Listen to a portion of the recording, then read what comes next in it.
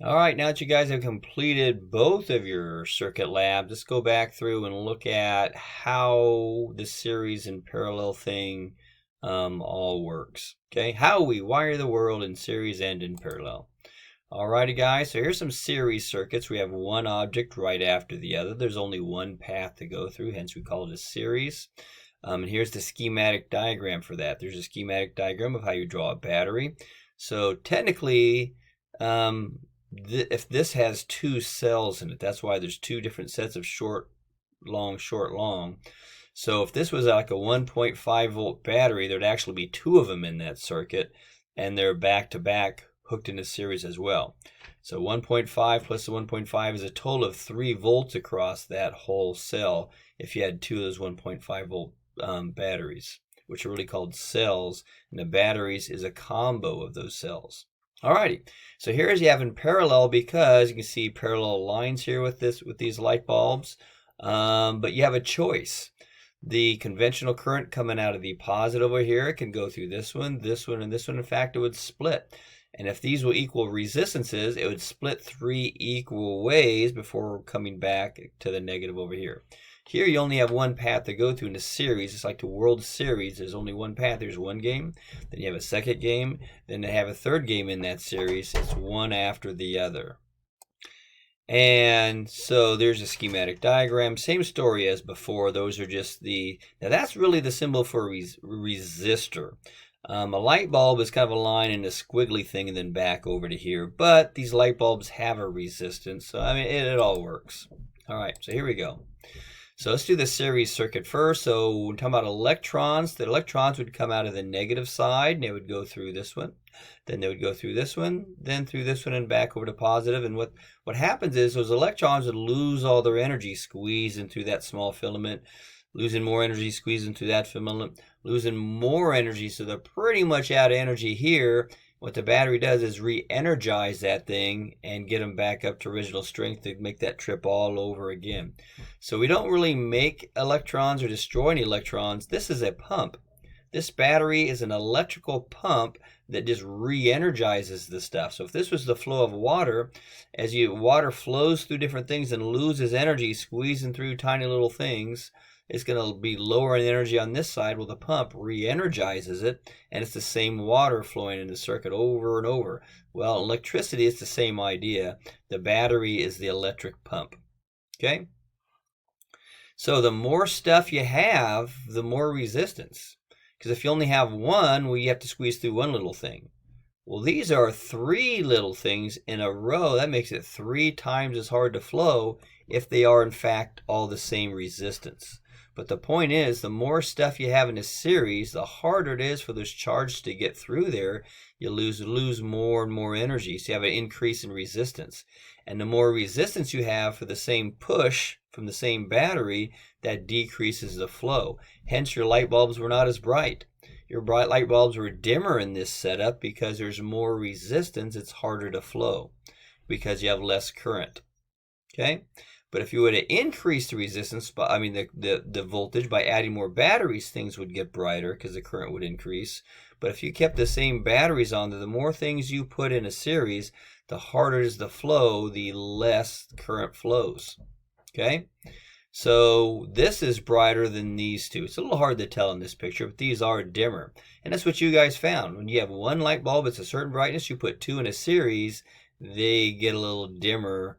The lines don't come out quite as far. Okay? So that's the problem with the series. The more things you hook in a series, the more resistance, the less flow you actually have. Okay? So that's not really how you wire your entire house. Because if you turn a TV on, then you plug in your toaster, well, the TV would get dimmer, and your toaster would not cook quite as well. Sorry, I had a yowly cat there. So the more stuff you have in there, the more resistance, the less flow.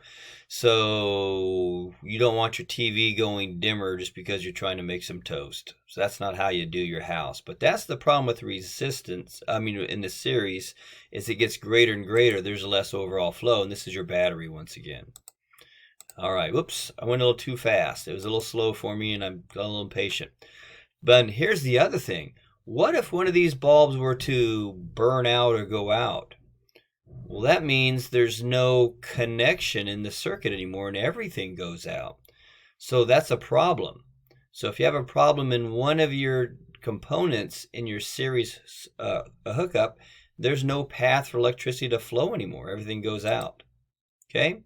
So resistors, light bulbs, or whatever causes the flow to decrease, the total resistance increases the more of that stuff you have.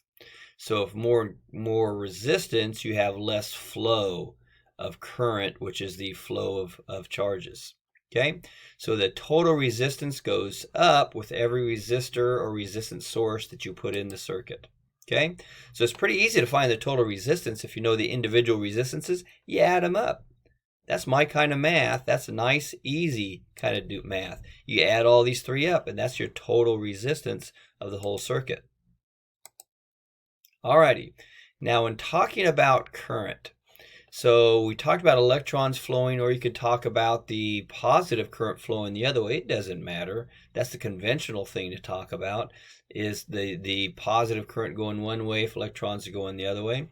But current is the amount of electrons flowing or charge per second, kind of like water. The current doesn't disappear, the water doesn't disappear, and neither do electrons. So the point is, the flow you have here is the same flow you have here and here. So if electrons are coming through here, you're not storing, these aren't places to store electrons. You have less electrons over here, you can't. So what happens is you have to have the same flow everywhere in your circuit. Let's say there's very little resistance on 1, very little resistance on 2, but a lot on 3. Well, 3 slows it down for everybody. Okay, it's a law of conservation of charge. So you have to have the same flow of current anywhere. You have 2 amps coming out of the battery. Now they're talking about positive current going here. It doesn't matter what you're talking about. That means you have 2 amps flowing here, 2 amps flowing through here, 2 amps flowing through here, 2 amps going through here. Or in this case, you have 2 amps going through here, 2 amps, 2 amps. It's all the same flow because you only have one path to go through. So you have to have the same current running through everywhere. So to find the total current, it's the same as it is everywhere. So resistances you add up, but it's the same total current everywhere. All right, let's keep on moving here. I'm clicking. There we go. Now let's talk about your voltage or your potential difference. Get my face out of the way. So voltage is like the pressure thing, okay? So voltage is like the electric pressure. So the bigger the voltage, the greater the electric pressure, the greater the flow you can have. And the more resistance, the more voltage you need to make that happen. So the higher the voltage, the faster they can move, or the higher the flow. Each component has a resistance that causes a drop in voltage or reduction in voltage or pressure. Just like if this was a skinny pipe, skinny pipe, skinny pipe, your pressure here is higher than on the other side because you're losing some of that energy trying to squeeze through that tiny pipe. So any tiny pipe you have, you lose a little bit of your energy as that happens. And what this pump does is it re-energizes the whole thing. So we call that a voltage drop. So the voltage is higher here than it is on this side.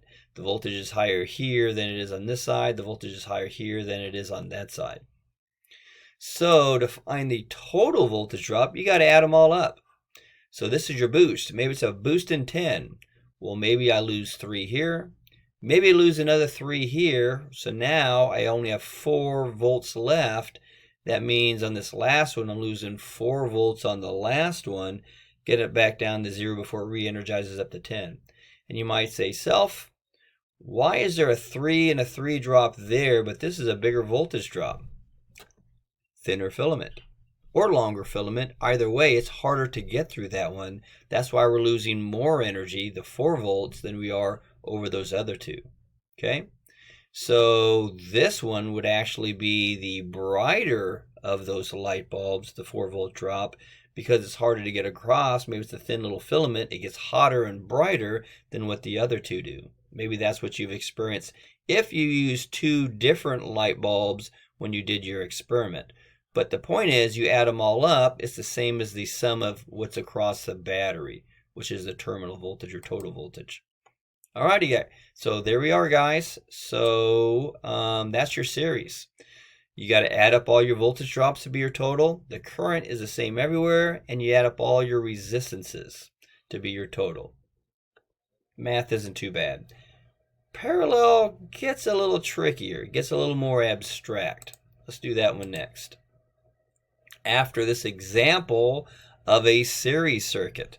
So there it is, guys. The battery gives an oomph of 12 volts from here to here. Gives you a positive 12 volts or a negative 12 volts if you're going backwards with the electrons moving. It doesn't matter which way you go. There's a 50, there's a 100, and there's a 100. Hey, any guesses on which one's going to be brighter? We'll find out in a second. Alrighty, so the voltage, let's start off, guys.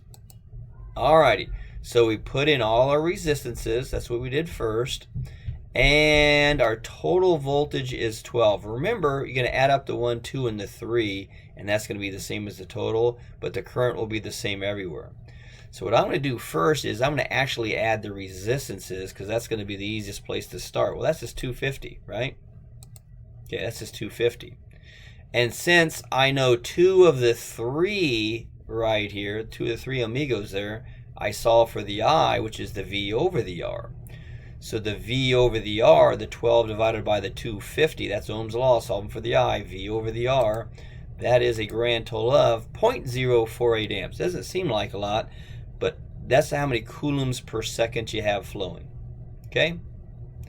Well, remember, guys, what the current is? So if you have 0.048 coulombs per second coming out of this, you have 0.048 coulombs per second, 0.048 coulombs per second, or 0.048 amps flowing into over here. This just re-energizes those charges. So those charges are the same everywhere. Now all you do is just I times R in every one of those, right? Alrighty. So that times that is 2.4, that times that is 4.8, 4.8. And if I were to add all these together, is that surprising that that's 12? It shouldn't be, because that's a way to check your work to make sure everything worked out just right. And it did. Pretty slick, huh? All right, let's keep on rolling. So, parallel circuit. Well, let's talk about the pros and the cons. I'm always for the pros, but there's cons about everything. So, advantages. The more stuff you hook in, it doesn't decrease your flow. Okay? Light bulbs do not dim. You probably found that in your parallel circuit. You add another parallel one, you add another parallel one, they don't get dimmer. If one of the light bulbs go out, the others don't, and they stay the same brightness that they were. That's what happens in your house. Okay? So when one light goes in your house, it doesn't shut down your whole house. It just shuts off that light because, hint, hint, your house is largely wired in parallel with the exception of the fuse. Problems. Current doesn't stay the same. So the more stuff you have plugged in, you actually decrease the resistance, we'll find out, making more current flow. So a problem is if you plug too many things into one outlet, you have too much current flowing, it can make the wires hot and burn down your house. Good news is you have a fuse to keep that from happening. It just shuts off everything on that circuit. Alrighty, so you're using more energy, okay?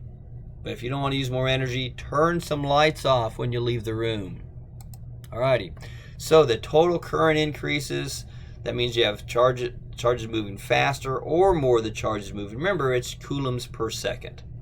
So it could mean you have more coulombs per that second, or that you're just moving faster. Either way, it's a higher flow of charges. That's the disadvantage, hotter wire, because they're moving faster and there's a danger of fire. But your house is